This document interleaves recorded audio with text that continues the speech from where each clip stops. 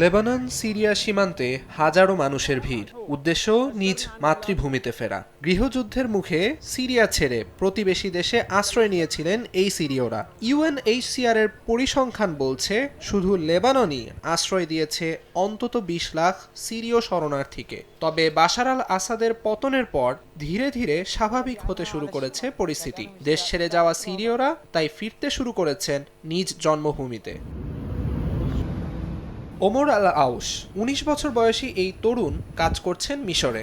গত ১৪ বছর ধরে চলা সংঘাতে জীবন বাঁচাতে জন্মভূমি ছেড়ে যাওয়া ওমর স্বপ্ন দেখছেন নতুন এক সিরিয়ার। দ্রুতই ফিরতে চান নিজ দেশে।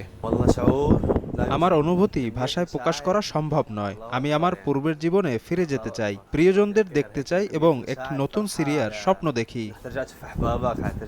তবে দেশের ভবিষ্যৎ নিয়ে এখনও শঙ্কায় অনেকে।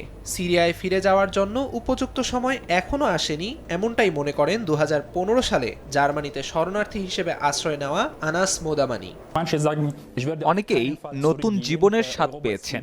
সিরিয়ার পরিস্থিতি এখনো পুরোপুরি নিরাপদ নয়, তবে এখানে সবাই স্বেচ্ছায় দেশে ফিরতে চান।